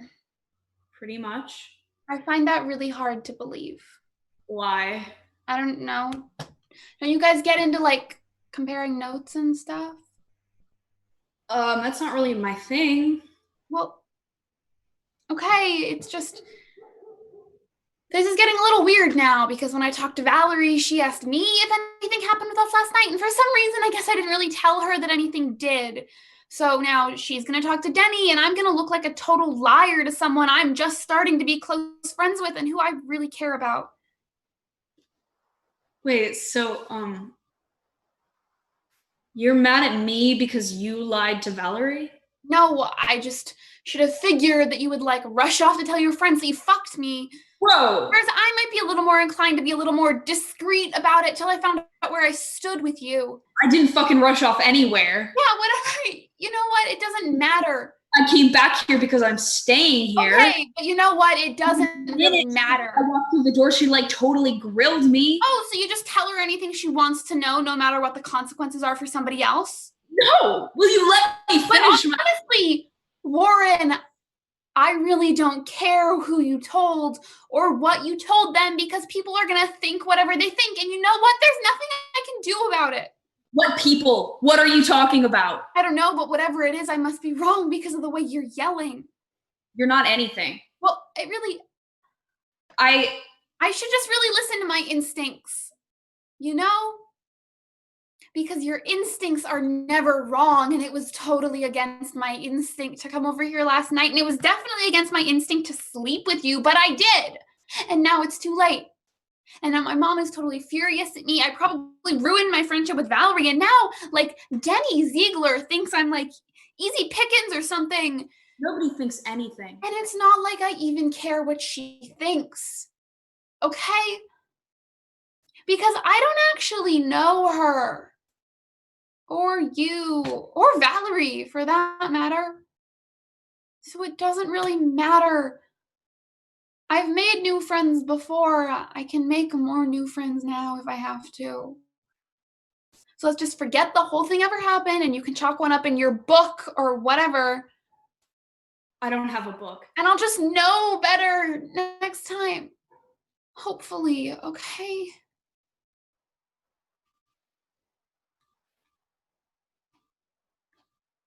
I don't really get what you're so upset about. Well, I guess I'm just insane. I thought we had a really good time together, and I was actually in a fairly up state of mind for once. I'm sure you were. And I didn't mean that in any sort of lascivious way, so I don't really know why you want to take it that way. I was really excited, and I really liked it. No, not whatever. I'm sorry I said anything to Denny, okay? I definitely caved into peer pressure, but I was also definitely very respectful of you in the way I talked about you and definitely said as little as possible, even though I was really excited about what happened last night and also about, I don't know, maybe, I don't know, the possibility of maybe going out with you, which I would be totally into if you were. But if you want to think that it didn't matter to me, then go ahead, because that's not the case. Well, it's just, it's just crazy, you know? That you can just have sex with someone that you barely know, and then you're just like, what's up now, you know? Like, you have this crazy intense experience, and then nobody knows what to say, even though nothing bad actually happened, you know? Well, but I really like you. You know, I don't agree with all of your opinions. Oh, thank you. Not every day that I meet someone who can make me think and who can hold their own in an intense conversation, and who I'm totally hot for at the same time. You know, it's a fairly effective combination. I don't know, Warren. Things are just really weird in my life right now. And everything you're saying is really sweet, but I just have literally no idea whether you mean it or not. It's like my instinct is just broken. And I guess sometimes actions speak louder than words. Well, what action could I possibly take except to tell you that I'm sorry for whatever it is you think that I've done? Presents are always nice. Just kidding. You want a present? I'm just kidding. Why? I'm sitting on $12,000. I'll buy you a fucking sports car. That's okay. I don't even have a license yet. Well, what do you want? Are you serious? Name it. Okay. Could I have the hat? Definitely. Really? It's yours. Here. Don't if you don't want to. I really want to. Why? Because I really like you. Well, I don't know what to say. I mean, I can't believe it. I can't believe you would give me something that means this much to you. I don't even know what to say. Good. What do you think?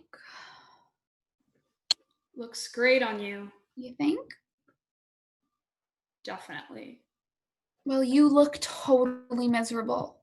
I'm not. Well, I'm sorry, but I feel really weird taking your grandfather's hat. Why did you fucking ask me for it? I was totally kidding when I asked you for something. No, you weren't. Yes, I was. And then you insisted I pick something. Only why do you give it to me if you didn't actually want me to have it? Because I really want you to have it. Why do you keep saying that when you obviously don't? No. God damn, what do I have to do, like, beg you to take it from me? Okay, sorry. Well, I mean, should I just go home? I don't care, do whatever. Then I guess I will. Should I assume you no longer want to go out this week? I don't think we can. I'm all out of baseball hats. Can I please say something? If you try to give me that hat back one more time, I swear to God, I will fucking burn it. Jessica puts the baseball cap down on the table. Well, that would be up to you. She exits. Warren stands very still for a minute. Then, she gets up and carefully puts the hat with her stuff. She sits at the table and very carefully dumps all the cocaine on the dinner plate and looks at it. She spoons some mannitol onto the plate and starts mixing the two powders together, concentrating intensely. The phone rings. She reaches for it and knocks the entire plate of cocaine onto the floor. She doesn't know what to do. The phone keeps ringing.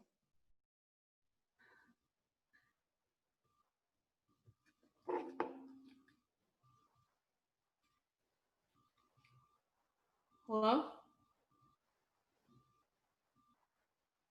Well, Dad, I guess the jig is up.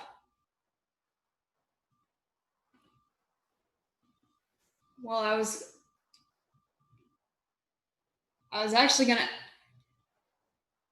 No, can I just... Thank you. Well, you're actually gonna have to wait like an hour. Well, you can do whatever you want, but I'm not gonna be there. Why don't you just punch me in the face and throw me out of the house? Yes, that is my intention. I don't know, Dad. What kind of world do you think I'm living in?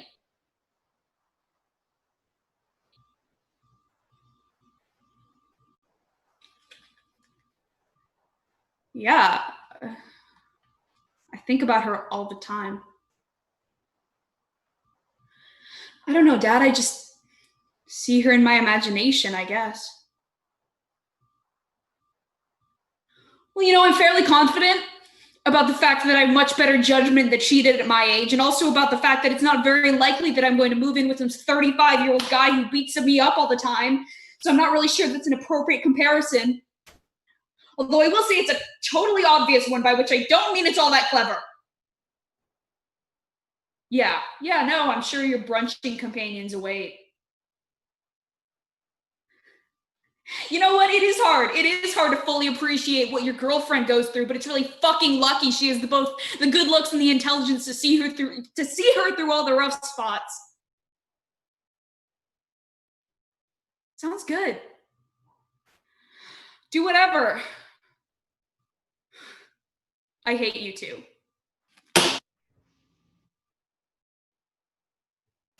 Warren looks at the cocaine on the floor. She starts to scrape up what she can off the floor and onto the plate, but it's an impossible job. She suddenly stomps on the cocaine, smearing it all over the floor with wild kicks. After a moment of this, she stops. Then he comes in, very freaked out. She puts down the suitcase, now empty. What happened? What's going on?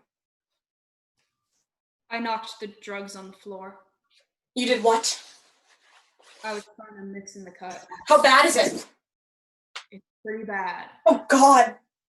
Okay. I can't even deal with this right now. Listen to me, Warren. Something terrible has happened. What, somebody died? Yeah. Who, my mother? No, not your mother, you idiot. Okay, then who? Stewie. It's fucking Stewie. Stewie. Stuart Grossbart. Stuart the fat man. Okay, sorry. I couldn't place the name for a second. What happened to him? I don't know. I guess he did too many speedballs. He was with that Dutch chick all night, and when she tried to wake him up this morning, she couldn't. So she rolled him over, and there was blood coming out of his nose and his eyes, and he was dead. Whoa. I'm so freaked out. I mean, I just saw the guy last night. How did you find out about it? Because when I got to Donald Salk's house, he was on the phone with Yaffe, so I got on the phone with Yaffe, and Yaffe said that he went to Stewie's this morning, and there were all these cop cars outside his apartment, and that Dutch chick was like sitting in the steps, like totally freaked out of her mind, like crying and screaming and smoking cigarettes and half speaking in Dutch and half speaking in English. And so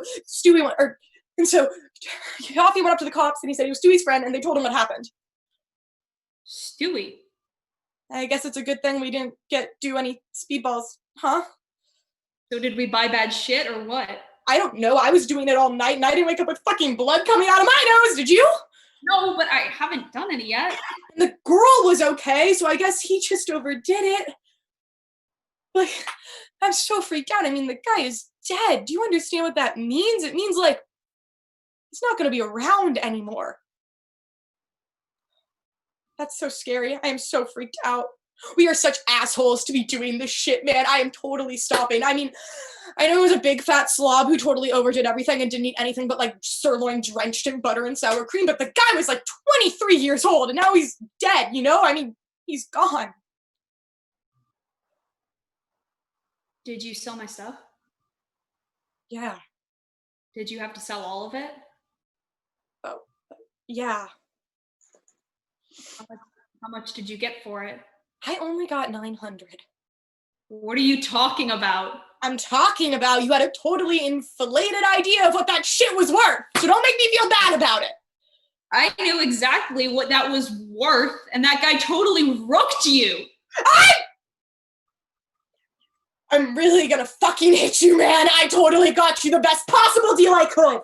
Then you shouldn't have sold it. You told me to sell it. At least I didn't knock the fucking coke on the floor, okay? So maybe I didn't do so well. I don't know. I'm sorry. It's better than nothing. I guess.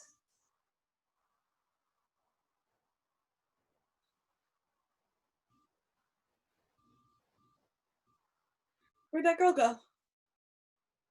She left. You already had a fight with her? I don't really know what happened.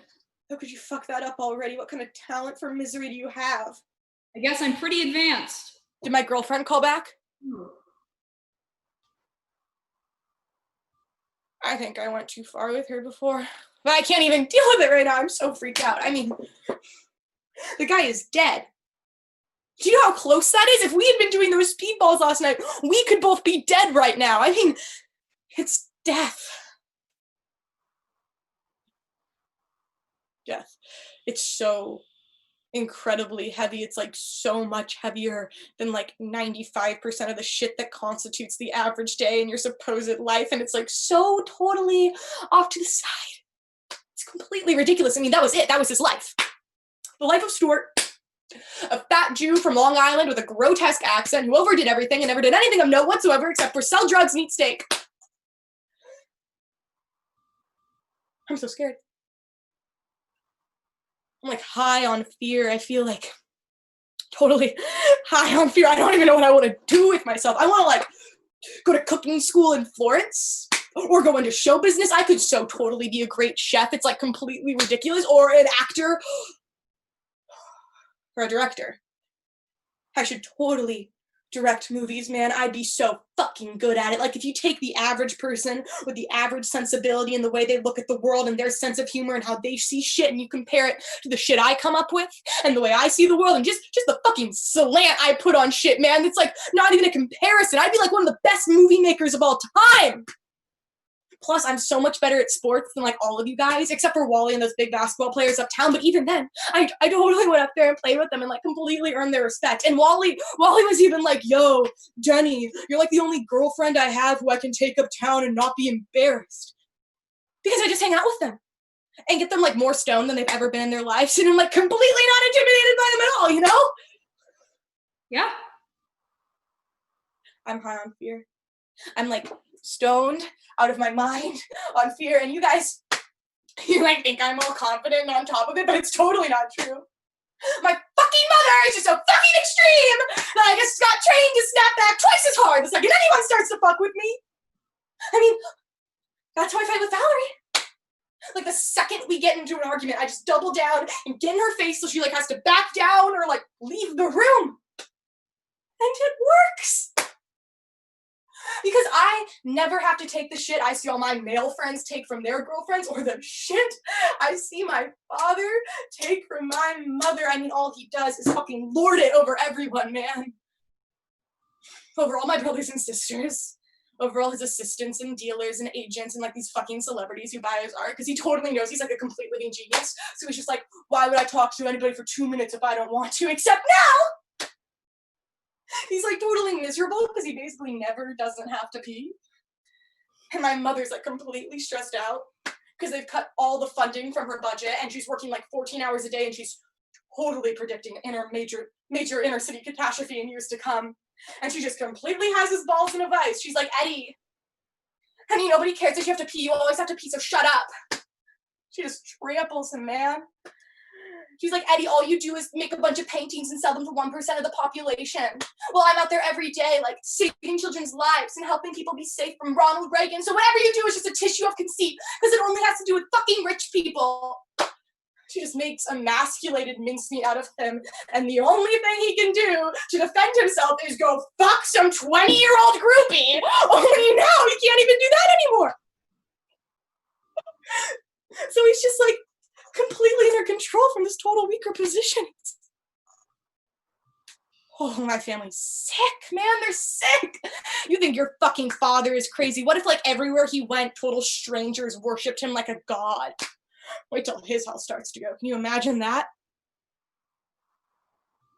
What's that like? To be looking 5 years into the future and not even knowing if you're going to be around anymore?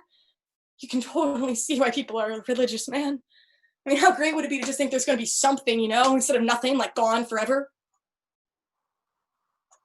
That's so scary. I gotta call my girlfriend. You have really fucked me up there, by the way. I mean, how emblematic of your personality is it for you to walk into a room and break the exact object calculated to wreak the maximum amount of havoc in my life? Oh my God, I'm so scared I can't shut up. Oh my God, I wish Valerie was here. Maybe I should call that girl Natalie and see if she'll just come over and eat me out. I mean, she really likes me, man. She told my sister I have beautiful eyes. I totally do have beautiful eyes. Like this amazing, unique shape. Like most people with my kind of eyes aren't shaped like this at all. Plus they're so intense and direct that 9 times out of 10 when I'm talking to people, they can't even hold my gaze. Did you do any of the coke? Not yet. I don't even want to look at it. I want to like donate it to charity or something. That's so not funny. I wonder if anyone told his family. I'm sure they did. I wonder if they'll have a funeral. I'm sure they will. That's going to be one big casket. I wonder if anybody will show up. Why wouldn't they? Because nobody liked the guy. I called like 6 different people to tell them what happened, and they were all like, wow, amazing. Is the coke all right? I don't know if those people are just totally unfeeling and callous, or if he was just a reprehensible human being, but either way. I mean, I don't know. He didn't really leave me with any lastingly warm impressions. Like, I'm sorry he's dead, but I read the newspaper this morning too, you know? Well, all I know is that if I had a fucking funeral, there wouldn't be room to sit. One day, I'm gonna make a movie about all of us, man. Like, if you made that guy Donald Salk into a movie character with all that shit in his apartment, how heavy would that be?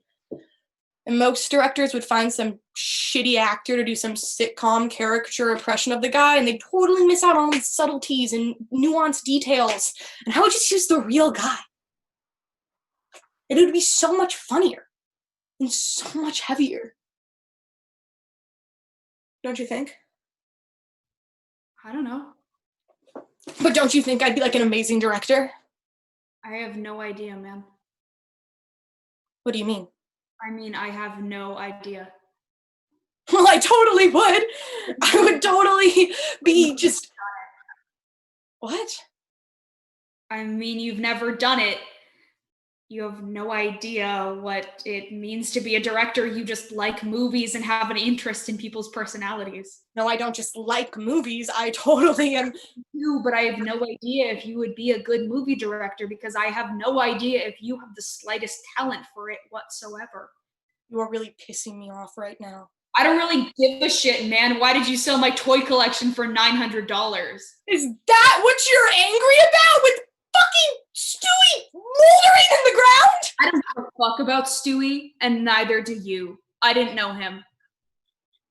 Then call the guy up and dig your own fucking grave. I am so sick of you and your little self-imposed dilemma. I have been dealing drugs for 5 years and I never once spilled any of it on the floor. I can't believe you do that. And then you have the nerve to give me shit because I undersold your little toy box, you fucking asshole. Why do you have to talk to me that way, man? Why do I have to talk to you what way? Like calling me an asshole like every 5 minutes. I don't like it. What are you talking about? We call each other shit all the time. Don't start with me, Warren. Because all I've been doing for like the past 2 days is totally try to help you. I know you're doing something, man, but I can't even tell if you're on my side. What are you talking about? I'm on your side. I'm totally on your side. Then why are you always like reminding me that I haven't done well with girls in a really long time? Because And like this constant just like, oh, you're such a fuck up, you're an asshole, you're incompetent, like just this running motif every time we hang out. Because you are a fuck up. So am I. So is everyone we know. And like every time I like a girl, you're like, oh, she's got a fat ass, or she has no tits, or she's got a horse face, or Jessica Goldman is the first girl that I've actually had a chance with that is clearly decent enough, good looking enough that you haven't been able to make me feel like a second-rate asshole for wanting to go out with her. You are really making me angry. That's what you're mad about? Because of the time I said that girl Susan had a horse face? That's just how I talk, man. We all talk that way. So you can't turn around now and act all sensitive about it. Besides, that girl Susan did have a horse face and everyone could see it. I'm just the only one who says anything about it. And when you're with a really good-looking girl, I say that shit too, so don't give me this bullshit from the fucking backbenches of the peanut gallery, because I am so sick of you after only hanging out for you for less than 24 hours that I'm like 10 seconds away from beating the shit out of you. What do you mean I'm not on your side? I know you love me, man, and you're totally like my personal hero, but I really don't get the sense that you are.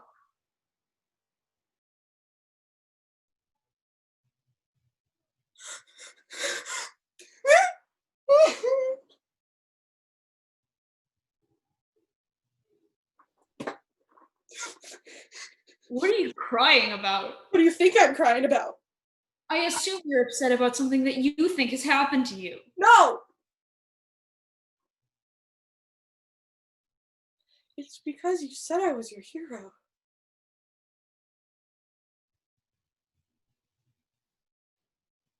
Oh. So what? You wanna like stop being friends with me? I don't know, man. I'm not breaking up with you. I'm not your girlfriend. So what are you saying?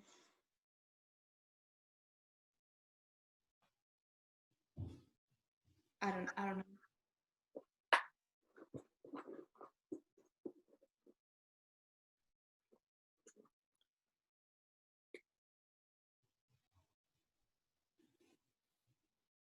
Well,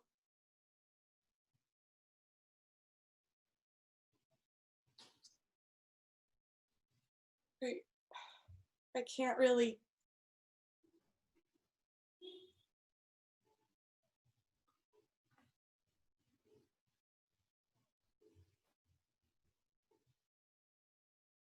Let's just drop it.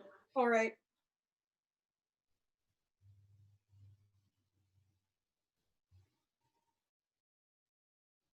Can I get that 900 back from you?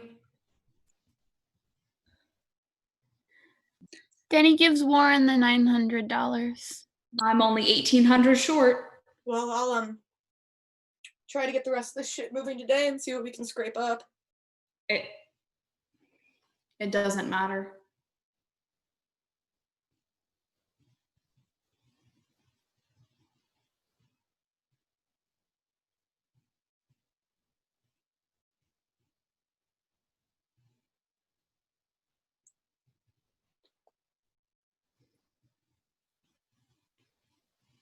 Do you want to smoke pot?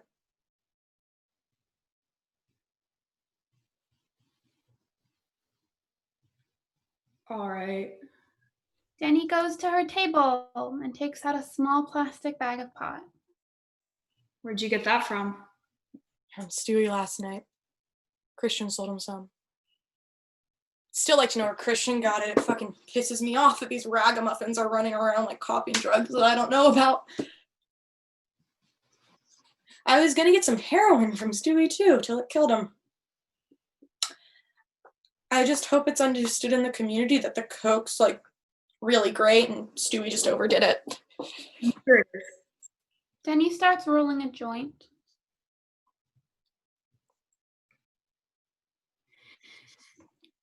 It is kind of crazy that one of us actually died, you know? It's like my dad always says, do you know how bad one of you would have to fuck up for something to actually happen to you? You and all those kids from that fucking Upper West Side school that thinks it's gonna cripple you for life if they teach you how to spell. Do you know what happens to the other kids who do the kind of shit you do? They die, man. They shoot each other or they go to prison. And the only difference between you and them is my money. It's like a big fucking safety net over them. You can't stretch it too thin, man, because your sister fell right through it.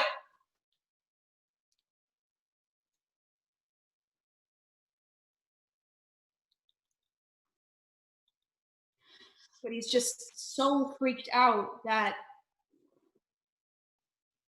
he did this amazing thing and it all just blew up in his face. Like he did this great enterprising thing for his family, and he got this house on the park and made it in this incredibly tough racket, and never felt bad for anyone who couldn't do the same thing.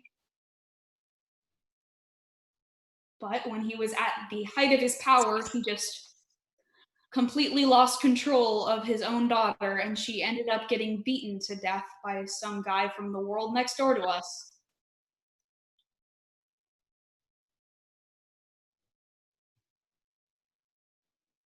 So,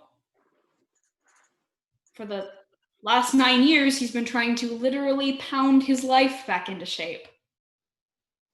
Although, it's not going too well because he's totally alone.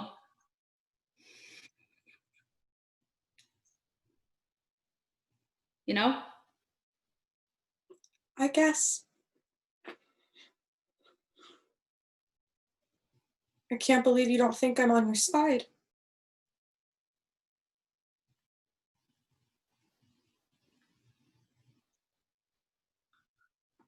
All right.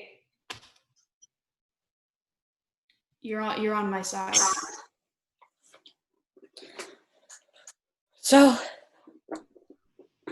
what are you gonna do? I don't know, man.